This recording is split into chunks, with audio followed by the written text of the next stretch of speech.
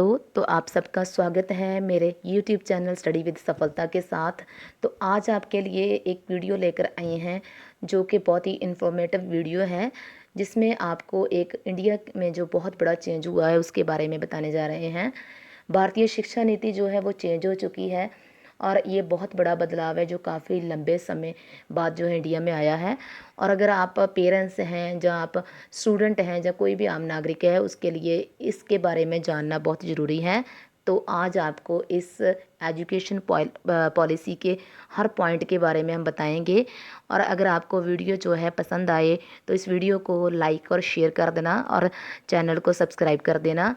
तो चलिए आज की वीडियो शुरू करते हैं। तो जो इंडियन एजुकेशन पॉलिसी है वो चेंज हो चुकी है। काफ़ी टाइम बाद ये बदलाव है आया है। 34 ईयर्स के बाद, आफ्टर 34 ईयर जो इंडियन एजुकेशन पॉलिसी है वो चेंज हो चुकी है। पहले जो था 10th और +2 का फॉर्मेट था वो अब नहीं रहा है। अब जो है 12वीं तक की पढ़ाई को 5+3+3+4 के फॉर्मेट में जो है बांट दिया गया है। और जो काफ़ी टाइम से जो आ रहा था फॉर्मेट 10th+2 का, उसमें जो है बदलाव कर दिया गया है। अब जो है पहले 5 वर्ष की जो पढ़ाई है वो फाउंडेशन स्टेज मानी जाएगी। इसमें बच्चों के लिए मजबूत नींव तैयार की जाएगी और उन्हें मानसिक और शारीरिक तौर पर तैयार किया जाएगा। कोई भी लैंग्वेज बैरियर नहीं होगा और बच्चे अपनी स्टेट और रीजनल लैंग्वेज में पढ़ सकते हैं। तो पहले 5 साल जो है उसमें एक बच्चों के लिए नींव तैयार की जाएगी। जैसे छोटे बच्चे हैं तो उनके लिए जो है फाउंडेशन स्टेज जो है तैयार की जाएगी। और इस एजुकेशन पॉलिसी की जो अच्छी बात है कि पहले 5 साल जो है बच्चों को कोई भी लैंग्वेज बैरियर नहीं होगा। वो किसी भी अपनी स्टेट, अपनी रीजनल लैंग्वेज जो है उसमें अपनी पढ़ाई जो है कर सकते हैं। पहले 5 सालों में क्या होगा, प्री प्राइमरी के 3 साल आज 3 साल होंगे और पहली और दूसरी कक्षा के 2 साल शामिल होंगे। और इसमें जो है खेल कूद और अन्य गतिविधियों से होगी पढ़ाई, किताबों का बोझ होगा कम। पहले क्या था कि छोटे बच्चे जो होते थे उन पर बहुत ज़्यादा बोझ होता था किताबों का। वो किताबों का बोझ जो है अब कम कर दिया गया है। अब जो है खेल कूद और जो अन्य गतिविधियां, जो एक्स्ट्रा करिकुलर एक्टिविटीज़ होगी, उनको जो है पढ़ाई में इंक्लूड किया गया है। मतलब कि बच्चों को सिर्फ किताबी ज्ञान नहीं दिया जाएगा, उनका जो है ऑलराउंड डेवलपमेंट जो है उनकी की जाएगी। और जो कक्षा तीसरी से 5वीं इनकी पढ़ाई के दौरान जो है छात्रों का भविष्य तैयार किया जाएगा। उनका परिचय विज्ञान, सामाजिक विज्ञान, गणित, कला जैसे विषयों से करवाया जाएगा। यानी कि जो भी हमारे विषय हैं, जो अलग अलग जो सब्जेक्ट्स हैं, उनसे जो है तीसरी और 5वीं के छात्रों का जो है वो परिचय करवाया जाएगा। इसके बाद बात करते हैं कक्षा 6 से 8 की। तो कक्षा 6 से 8 की पढ़ाई जो है वो मिडिल स्टेज होगी। निश्चित पाठ्यक्रम के अनुसार पढ़ाया जाएगा। अपनी रुचि के अनुसार जो है छात्र कोई भी विषयों का चुनाव जो है कर सकते हैं। तो ये भी एक बड़ी अच्छी बात है इस एजुकेशन पॉलिसी की कि पहले जो होता था कि कुछ खास विषय ही निर्धारित किए जाते थे जिनको छात्रों को पढ़ना पड़ता था, लेकिन अब ऐसा नहीं होगा। अब क्या होगा कि बच्चों के लिए ब्रॉडर चॉइस ऑफ सब्जेक्ट्स होगी। काफ़ी सारे विषय होंगे जिनमें से बच्चे जो भी उनकी रुचि है, जो भी उनकी पसंद है, उन उन विषयों का चुनाव कर सकते हैं और उनके बारे में जो है पढ़ सकते हैं। और इसके बाद जो एक अच्छा पॉइंट ये भी है कि इंटर्नशिप जो है वो ले सकते हैं बच्चे। अगर बच्चे ने आर्ट लिया है, जब बच्चे ने कोई भी ऐसा सब्जेक्ट लिया है जिसकी वो इंटर्नशिप लेना चाहते हैं, बाहर से कहीं से भी उसके के बारे में जानना चाहते हैं, तो वो कहीं भी इंटर्नशिप जो है ले सकते हैं। तो चलिए आगे बात करते हैं कक्षा 9 से 12। तो कक्षा 9 से 12 तक की पढ़ाई इस फॉर्मेट की लास्ट स्टेज होगी। इसमें बच्चों की सोच, समझ, विश्लेषण क्षमता, आलोचनात्मक सोच को बढ़ावा दिया जाएगा। उन्हें जीवन के बड़े लक्ष्य निर्धारित करने के लिए प्रेरित किया जाएगा। तो 9 से 12 की पढ़ाई के दौरान जो है स्टूडेंट्स को जो है उनकी सोच की जो सोच है उनको डेवलप किया जाएगा।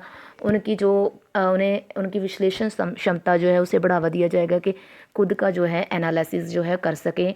इसके अलावा उन्हें जीवन के जो बड़े लक्ष्य हैं उन्हें निर्धारित करने के लिए प्रेरित किया जाएगा कि वो कौन सा जो है आगे कोई कोर्स जो है उसका चुनाव करें, या कौन सी पढ़ाई जो है वो करें, या कौन सी काम की और वो जाएँ, इस सब का जो है इसमें बताया जाएगा।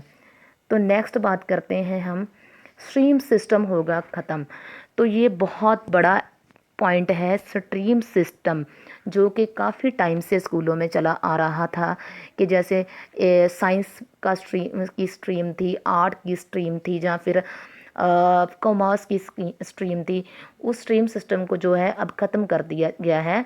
मतलब अब अगर कोई कॉमर्स का छात्र इतिहास पढ़ना चाहता है तो वो पढ़ सकेगा, और अगर कोई आर्ट का विद्यार्थी जो है मैथ्स या फिज़िक्स पढ़ना चाहता है तो वो पढ़ सकेगा। अपनी पसंद के विषयों का चुनाव करना जो है हर विद्यार्थी का हक होगा। मतलब कि अगर आपने जो साइंस ले ली है या आपने कॉमर्स ले ली है, लेकिन आपकी रुचि जो है वो इतिहास में है, तो आप जो है साइंस और कॉमर्स के साथ कोई भी विषय और पढ़ सकते हैं, जैसे पॉलिटिकल साइंस पढ़ सकते हैं, इतिहास पढ़ सकते हैं।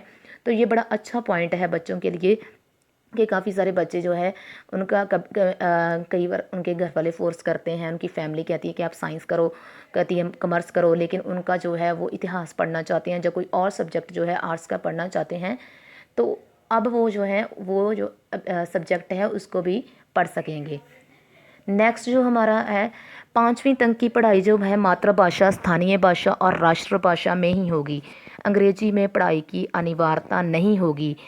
पहले क्या होता था कि आपके लिए कुछ जो है लैंग्वेज जो है सिलेक्ट कर दी जाती थी कि आपको इसी लैंग्वेज जो है उसमें पढ़ना पड़ेगा, लेकिन अब 5वीं तक की पढ़ाई जो है आप अपनी मातृभाषा में, अपनी स्थानीय भाषा में, अपनी राष्ट्रभाषा में ही कर सकते हैं। जो स्कूलों का अंग्रेजीकरण का काम था, दौर था, वो ख़त्म होएगा और बच्चे जो है अपनी भाषा में पढ़ाई जो है कर सकेंगे। नेक्स्ट है, छठी कक्षा से बच्चों को कंप्लीट कंप्यूटर कोडिंग सीखने का मौका मिलेगा। छात्र मोबाइल एप्लीकेशन और सॉफ्टवेयर बनाना सीख पाएंगे। प्रैक्टिकल नॉलेज लेने का भी मौका मिलेगा।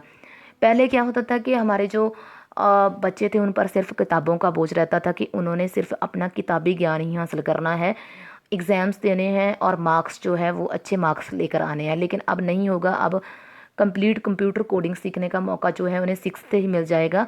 और इसके अलावा जो है विकसित देशों की तरह वो अब मोबाइल एप्लीकेशन जो है वो बना सकेंगे, सॉफ्टवेयर बना सकेंगे। तो बड़ा अच्छा पॉइंट है एजुकेशन पॉलिसी का कि अब जो इंडिया है उसको जो है विकसित देशों की तरह उसे भी डेवलप करने की कोशिश जो है की जा रही है। तो नेक्स्ट है, कक्षा 9 से 12 तक सेमेस्टर सिस्टम से परीक्षाएं होगी। 6 महीने बाद एक परीक्षा देनी पड़ेगी। दोनों सेमेस्टर के अंक जोड़कर ही फाइनल मार्कशीट तैयार की जाएगी। तो पहले 9 से जो 12 कक्षा थी उसमें जो था कि साल के बाद पेपर होते थे, तो कई छात्र जो है सारा साल नहीं पढ़ाई करते थे, लास्ट में थोड़ा बहुत पढ़कर पास हो जाते थे, या कई बार अच्छे नंबर भी ले आते थे। तो अब ऐसा नहीं होगा। अब क्या होगा, सेमेस्टर सिस्टम होगा। सेमेस्टर सिस्टम में क्या होगा कि 6 महीने बाद एक परीक्षा ली जाएगी और 2 परीक्षाएं होगी साल में। तो उन दोनों को जोड़कर ही फाइनल मार्कशीट जो है तैयार की जाएगी। मतलब कि अब जो बच्चे थे सारा साल पढ़ने से बचते रहते थे, तो अब सारा साल ही पढ़ाई करनी पड़ेगी और फिर ही आप जो है अच्छे नंबर ले पाएंगे। तो रिपोर्ट कार्ड में भी बहुत बड़ा बदलाव हुआ है। रिपोर्ट कार्ड जो है 360 डिग्री असेसमेंट के आधार पर बनेगा। छात्र खुद का विश्लेषण करके अपने आप को भी अंक देंगे। छात्र के सहपाठी और अध्यापक भी नंबर देंगे। मतलब कि पहले जो था टीचर ही जो है पेपर चेक करते थे, एग्ज़ाम लेते थे और वो ही अपनी मर्ज़ी से जो है मार्क्स देते थे, जितना भी परफॉर्मेंस बच्चों की होती थी उसके आधार पर। लेकिन अब नहीं होगा ऐसा। अब होगा कि बच्चे अपना खुद का विश्लेषण, एनालिसिस जो है करेंगे, अपने आप को जो मार्क्स देंगे, उनके सहपाठी भी मार्क्स देंगे, टीचर भी मार्क्स देंगे। मतलब कि एग्ज़ाम सिस्टम जो था हमारा कि आपको एग्ज़ाम लिखकर जो है पास होना है या अच्छे मार्क्स लेने हैं, ऐसा कुछ नहीं होगा। आपको एक्स्ट्रा करिकुलर एक्टिविटीज़ भी दी जाएंगी, स्कूलों में करवाई जाएंगी और उसके आधार पर, आपके व्यवहार के आधार पर आपको जो है मार्क्स मिलेंगे। उसके आधार पर आपका रिपोर्ट कार्ड जो है तैयार होगा। रटने की जगह समझने की क्षमता पर दिया जाएगा बल। तो सबसे बड़ा और अच्छा पॉइंट इस जो पॉलिसी है उसका यही है। हम क्या करते थे पहले कि स्कूलों में जानते थे, बुक्स को पढ़ते थे, कॉपीज़ पर पॉइंट्स लिखते थे, और उनको रट लेते थे। यानी कि एग्ज़ाम के पॉइंट ऑफ व्यू से हम जो स्टडी करते थे कि हमें अच्छे मार्क्स लेने हैं, और उसमें ज़्यादातर बच्चे जो है समझते नहीं थे, उस टॉपिक को अंडरस्टैंड नहीं करते थे, सिर्फ क्या करते थे कि उसे रट कर पेपर में लिखाते थे। लेकिन अब नहीं होगा ऐसा। रटने की जगह जो है समझने की क्षमता पर जो है बल दिया जाएगा। छात्रों के व्यवहार, एक्स्ट्रा करिकुलर एक्टिविटीज़ पर होगा ध्यान। सारी बातों का ध्यान रखकर ही रिज़ल्ट तैयार किया जाएगा। पहले सिर्फ हम किताबी ज्ञान जो है वही हासिल करते थे, लेकिन हमारी ऑल राउंड डेवलपमेंट नहीं होती थी। अब जो है गवर्नमेंट ने ये डिसीज़न लिया है कि बच्चों की ऑल राउंड डेवलपमेंट के लिए उन्हें एक्स्ट्रा करिकुलर एक्टिविटीज़ में जो है पार्टिसिपेट करवाया जाए। जैसे इंस्टीट्यूशंस जो भी कोचिंग सेंटर होते थे, वो बच्चों को रटा कर किसी टॉपिक को पढ़ाकर और उसे रटने को बोलते थे कि वो पेपर में पास हुए। वैसा नहीं होगा अब होगा कि आपको एक्स्ट्रा करिकुलर एक्टिविटीज़ जो है उनमें भी पार्टिसिपेट करना पड़ेगा। आपको अपना बिहेवियर जो है, व्यवहार है, वो भी क्लास में अच्छा रखना पड़ेगा। इन सभी को जो है मिलाकर, इन सभी को देखकर जो है आपका रिपोर्ट कार्ड तैयार किया जाएगा। तो नेक्स्ट बात करते हैं हम कॉलेज सिस्टम। तो कॉलेज सिस्टम जो है उसमें भी बड़े चेंजेस आए हैं। अगर आपने कॉलेज में एडमिशन लेनी है अब, तो आपके लिए तो ये बहुत ज़रूरी है इसे जानना। एडमिशन के लिए कॉमन एप्टीट्यूड टेस्ट होगा। अगर किसी छात्र के 12वीं कक्षा में नंबर कम है और उसकी परसेंटेज के आधार पर आपको एडमिशन नहीं मिल रही है, तो वह कैट दे सकते हैं, और फिर इसमें प्राप्त अंकों को आपके बोर्ड के अंकों के साथ जोड़कर कोशिश की जाएगी कि आपको अपने पसंद के कॉलेज में एडमिशन जो है वो मिल सके। तो पहले क्या था कि +2 के जो नंबर थे उन्हें ही देखकर जो है एडमिशन दी जाती थी। तो अब ऐसा नहीं होगा। अगर आपके जो है +2 में मार्क्स जो है वो कम है और आपको आपके मनपसंद जो कॉलेज है उसमें एडमिशन नहीं मिल रही है, तो अब आप जो है कॉमन एप्टीट्यूड टेस्ट जो है, कैट टेस्ट है, वो दे सकते हैं। और इसमें आपका जो भी प्रदर्शन होगा उसे जो है आपके +2 के मार्क्सशीट होंगे उसमें जोड़ दिया जाएगा, और कोशिश की जाएगी कि आपको जो है अपने मनपसंद के जो कॉलेज है उसमें एडमिशन मिल सके।